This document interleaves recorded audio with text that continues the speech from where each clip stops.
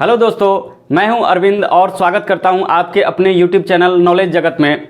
दोस्तों, प्राचीन भारतीय इतिहास के ऐतिहासिक स्रोत के कड़ी में यह अगला वीडियो और अंतिम वीडियो होगा और इस वीडियो के माध्यम से हम जान पाएंगे कि प्राचीन भारत के समय में कौन कौन से विदेशी यात्री भारत की यात्रा किए थे और उन्होंने भारत के बारे में कौन कौन सी बातें बताई।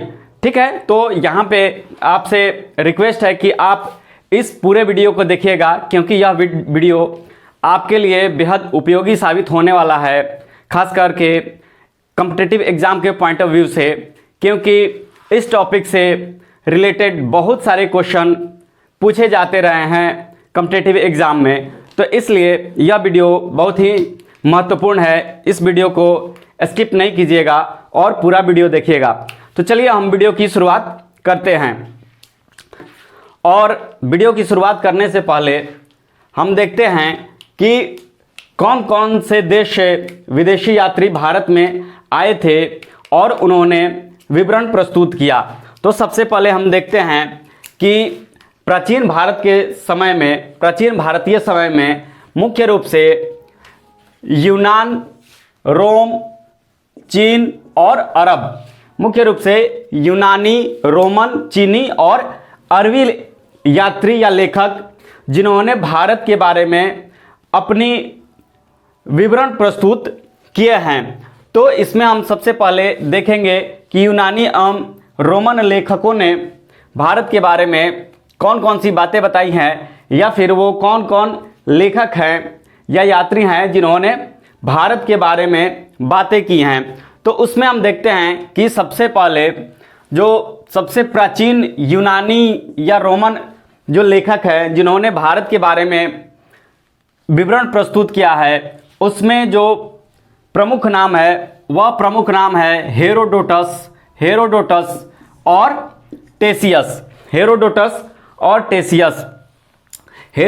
के अनुसार भारत ईरानी साम्राज्य का 20वां प्रांत था। हेरोडोटस ने क्या बताया है भारत के बारे में कि भारत ईरानी साम्राज्य का 20वां प्रांत था। उसी प्रकार सिकंदर के साथ नियार्कस, आनेसिक्रेटस और अरिस्टोबुलस नामक इतिहासकार आए थे भारत। जब सिकंदर ने भारत पे आक्रमण किया तो उस समय उसके साथ कुछ इतिहासकार भी भारत आए थे, जिसमें नियार्कस, आनेसिक्रेटस और अरिस्टोबुलस नामक इतिहासकार शामिल हैं। इससे पहले मैं बता दूं थोड़ा सा हेरोडोटस के बारे में कि हेरोडोटस को इतिहास का पिता कहा जाता है। क्या कहा जाता है? इतिहास का पिता कहा जाता है। और इसने हिस्टोरिका नामक पुस्तक लिखी। इसने कौन सी पुस्तक लिखी है? हिस्टोरिका नामक। तो क्वेश्चन पूछता है कि हेरोडोटस ने कौन सी पुस्तक लिखी, तो उसका आंसर होगा हिस्टोरिका। उसी तरह अगला देखिए, भारत आने वाला प्रथम राजदूत मेगास्थनीज था। कौन? भारत आने वाला प्रथम राजदूत मेगास्थनीज था, जो चंद्रगुप्त मौर्य के दरबार में आया था। और वह सेल्यूकस निकेटर का राजदूत था, जो चंद्रगुप्त मौर्य के दरबार में आया था और वहीं पे रुका था। और उसने उस समय के पाटलिपुत्रा के बारे में बहुत सारी जानकारी उपलब्ध कराई है। और मेगास्थनीज की पुस्तक है इंडिका, जिससे समकालीन भारत के बारे में बहुत सारी जानकारियां उपलब्ध होती है। हालांकि इंडिका बुक तो अभी है नहीं, लेकिन उसके कुछ अंश कुछ इतिहासकारों ने लिखे हैं। तो इस तरह से हमें उस समय के भारत के बारे में पता चलता है। फिर उसके बाद यूनानी और रोमन लेखकों में कुछ प्रमुख लेखक हुए और उनके पुस्तक। तो हम एक छोटी सी एक लिस्ट है, इसको हम देख लेते हैं कि इसमें प्रमुख पुस्तक और उसके लेखक। तो इसमें जो पहली पुस्तक है वह है जियोग्राफी। कौन सी पुस्तक है? जियोग्राफी। और जियोग्राफी के जो लेखक हैं वह हैं स्ट्रैबो। स्ट्रैबो ने जियोग्राफी नामक पुस्तक लिखी है जिसमें भारत के बारे में चर्चा की गई है। फिर उसके बाद जो अगली पुस्तक है वह है नेचुरल हिस्टोरिका। नेचुरल हिस्टोरिका और नेचुरल हिस्टोरिका लिखे हैं प्लिनी। प्लिनी महोदय ने नेचुरल हिस्टोरिका नामक पुस्तक लिखे हैं और उसमें भारत के बारे में कुछ जानकारियां हैं। फिर उसके बाद अगली पुस्तक है एनाबेसिस। एनाबेसिस के जो राइटर हैं वह हैं एरियन। एरियन ने एनाबेसिस नामक पुस्तक लिखे हैं। फिर जो अगली पुस्तक है वह है जियोग्राफी और जियोग्राफी के जो लेखक हैं वह हैं टॉलमी। टॉलमी ने जियोग्राफी नामक पुस्तक लिखे हैं। उसके बाद जो अगली पुस्तक है वह है एपिटोम और एपिटोम के लेखक जस्टिन है। एपिटोम के लेखक जस्टिन है। एक पुस्तक है Periplus of Erythraean Sea. Periplus of Erythraean Sea और यह बुक किसके द्वारा लिखी गई है इसके बारे में कोई पता नहीं है, क्योंकि उस बुक का राइटर अभी तक ज्ञात नहीं हुआ है, इसलिए इस पे अज्ञात लिखा हुआ है कि इसका जो लेखक है वह अज्ञात है। फिर उसके बाद यूनानी एवं रोमन लेखकों के बाद बात आती है चीनी यात्रियों के यात्रा वृत्तांत। चीनी यात्रियों के यात्रा वृत्तांत। तो इसमें देखा जाए कि जो सबसे पहले भारत की चर्चा किए, जो सबसे पहले भारत की चर्चा की वह लेखक थे शुभाचीन। क्या नाम था उनका? शुभाचीन या सुमाचित्न। शुभाचीन या सुमाचित्र ने सबसे पहली बार भारत के बारे में लिखा था। ठीक है, तो शुभाचीन भारत के बारे में लिखने वाला प्रथम चीनी था। अगला जो पॉइंट है वह है कि चीनी यात्रियों द्वारा भारत को इंतु क्या कहा जाता है? इंतु। चीनी यात्रियों द्वारा भारत को यिंतु कहा गया है। यिंतु कहा गया है। अब हम देख लेते हैं कुछ प्रमुख चीनी यात्रियों को जिन्होंने भारत की यात्रा की और उन्होंने भारत का वर्णन किया अपने यात्रा वृत्तांत के दौरान। तो उसमें जो सबसे पहला नाम आता है वह है फायान। वह है फायान। फायान को फाशैन, फाशैन भी कहा जाता है और फायान की पुस्तक है फो क्यों की। फो क्यों की। फायान की पुस्तक है फो क्यों की। और फायान चंद्रगुप्त विक्रमादित्य, चंद्रगुप्त विक्रमादित्य कहिए या फिर चंद्रगुप्त द्वितीय कहिए, गुप्त वंश के शासक चंद्रगुप्त द्वितीय या चंद्रगुप्त विक्रमादित्य के समय में 399 से 414 ईस्वी के बीच भारत आया था। मतलब कि 399 में वह भारत आए और 414 ईस्वी में वह यहाँ से फिर वापस चीन चले गए थे। इस तरह से अगला जो नाम है, जो अगले चीनी यात्री हैं वह हैं सुंग युन। सुंग युन। और सुंग युन ने 518 ईस्वी में भारत आए थे। ठीक है, सुंग युन 518 ईस्वी में भारत आए थे और उन्होंने भारत के बारे में भी बहुत सारी बातें बताई हैं। फिर जो अगला नाम है वह है वैनसांग। क्या नाम है?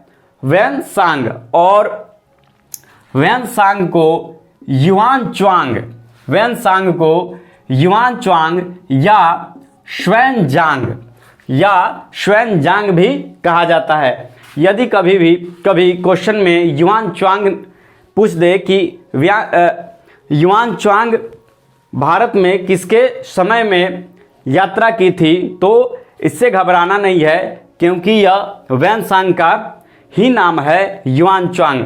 ठीक है। और वैनसांग को तीर्थयात्रियों का राजकुमार, वैनसांग को क्या कहा जाता है? तीर्थयात्रियों का राजकुमार तथा वर्तमान शाक्य मुनि। और फिर क्या कहा जाता है? वर्तमान शाक्य मुनि कहा जाता है। यह 7वीं सदी कहने का मतलब 629 से लेकर 645 के बीच भारत की यात्रा किए थे। और किसके समय में? हर्षवर्धन के समय में भारत आए थे। वेनसांग किसके समय में भारत आए थे? तो हर्षवर्धन के समय में वेनसांग भारत की यात्रा की थी। और नालंदा में देखिए, वेनसांग नालंदा में अध्ययन भी किए और कुछ समय के बाद उसमें अध्यापन भी किए थे। तो नालंदा में उसे सर्वोच्च विद्वान की उपाधि मोक्षदेव, देखिए वेनसांग को नालंदा में सर्वोच्च विद्वान की उपाधि मोक्षदेव से सम्मानित किया गया था। किस उपाधि से? मोक्षदेव उपाधि से सम्मानित किया गया था।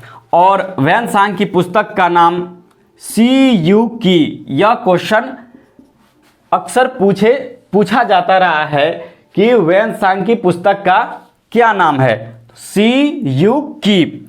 अगला जो यात्री है वह है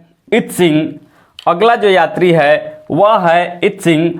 और यह 7वीं सदी के अंत में लगभग 671 ईस्वी के समय में समुद्री मार्ग से भारत आया था।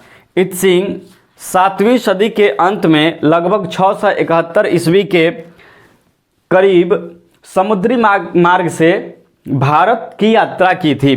ठीक है। और इत्सिंग ने भारत को आर्य देश, भारत को क्या बोला था? आर्य देश। इत्सिंग ने भारत को आर्य देश कहा है। फिर जो अगला यात्री है जो चीन से भारत आया वह है चाओजू कुआ। और यह लगभग 1225 ईस्वी में भारत आया था और उसकी पुस्तक का नाम चूफानची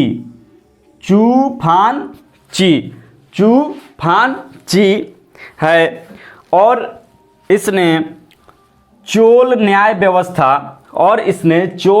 व्यवस्था तथा चोल समाज का वर्णन किया। यह जो चाओजू कुआ है वह चोल न्याय व्यवस्था और उस समय के समाज का वर्णन किया है। तो इस प्रकार से जो प्रमुख चीनी यात्री हैं उनमें फाहियान, सुंगयून, वेनसांग, इत्सिंग और चाओजू कुआ आदि प्रमुख यात्री हैं जिन्होंने भारत की यात्रा की और उन्होंने भारत के बारे में बहुत सारी बातें बताई। ठीक है। जैसे वेनसांग ने बताया कि यहाँ के जो शूद्र हैं वह कृषक हैं।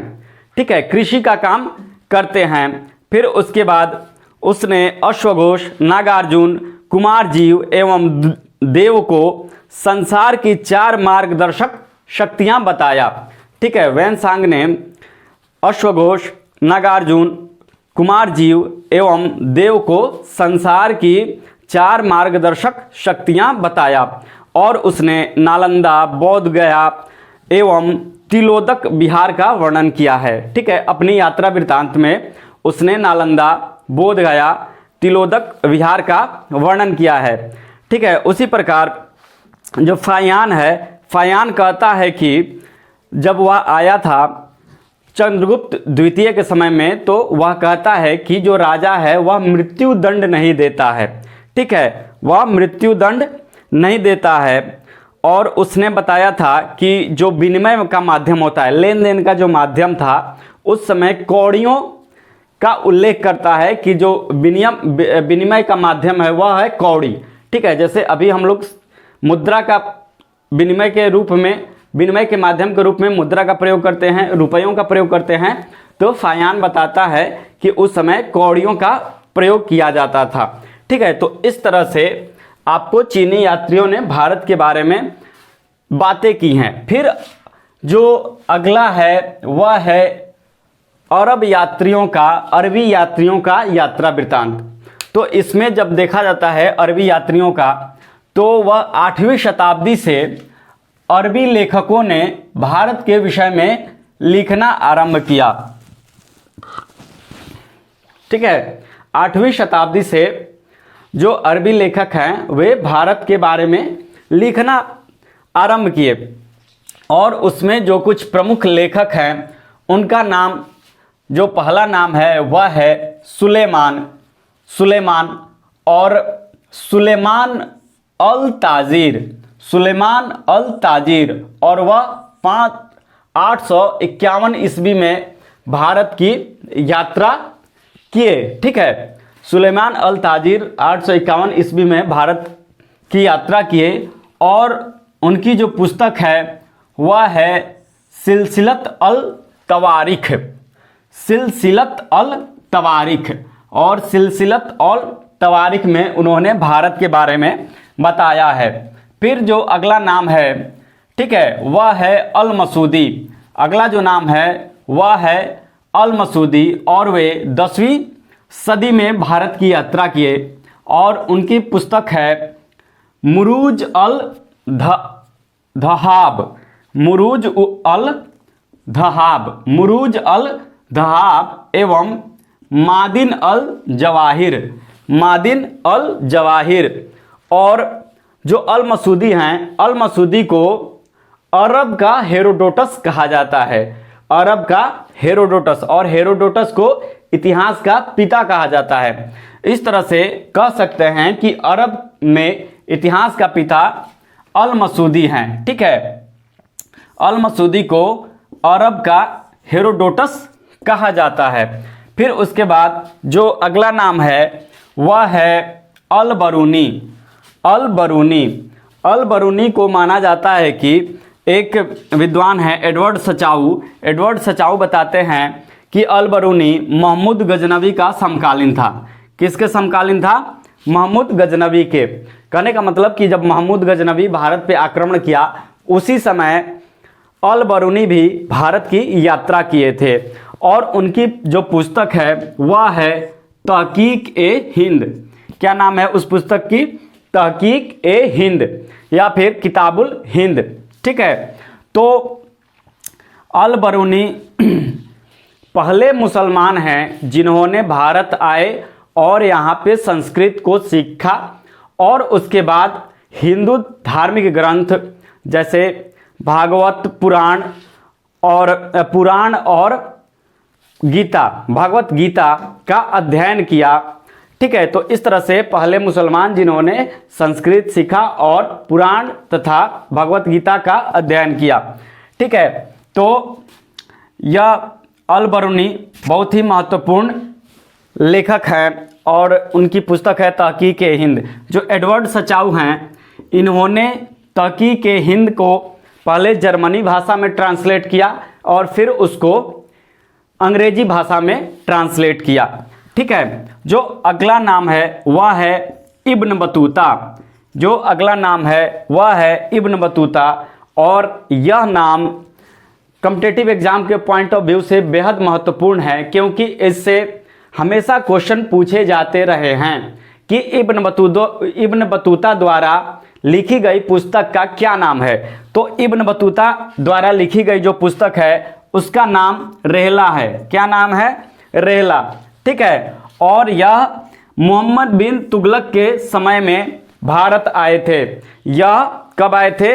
मोहम्मद बिन तुगलक के समय में भारत आए थे। ठीक है, और यह इतने विद्वान थे कि मोहम्मद बिन तुगलक इनसे इतना प्रभावित हो गया कि इनको दिल्ली का काजी नियुक्त किया। काजी का मतलब कि एक न्यायिक अधिकारी। ठीक है, एक न्यायिक पदाधिकारी, यूं कह सकते हैं कि न्यायाधीश। तो इब्न बतूता को मोहम्मद बिन तुगलक ने दिल्ली का काजी नियुक्त किया और फिर बाद में इनको अपना राजदूत बनाकर चीन भेजा। हालांकि वे चीन पहुंच नहीं पाए, बीच रास्ते से ही वापस आ गए थे। तो इस तरह से इब्न बतूता की पुस्तक रेहला है और वे मोहम्मद बिन तुगलक के समय में आए थे। तो इस तरह से हम देखें कि विदेशी यात्रियों द्वारा प्रस्तुत विवरण, जिसमें हम यूनानी एवं रोमन लेखक को देखें, फिर उसके बाद चीनी लेखक को देखें, फिर उसके बाद अरबी लेखक को देखें। इस तरह से आज का यह वीडियो यहीं पे हम ख़त्म करते हैं और आपसे गुजारिश करते हैं कि वीडियो अच्छी लगी है तो वीडियो को लाइक कीजिए, कमेंट कीजिए और यदि चैनल पे नए हैं तो चैनल को सब्सक्राइब कीजिए और साथ में बेल आइकन प्रेस करना ना भूलिए, क्योंकि जब भी मैं कोई नई वीडियो अपलोड करूं तो उसका नोटिफिकेशन आप तक पहुंचे, इसके लिए बेल आइकन प्रेस कीजिए। और पूरी वीडियो देखने के लिए आपको धन्यवाद।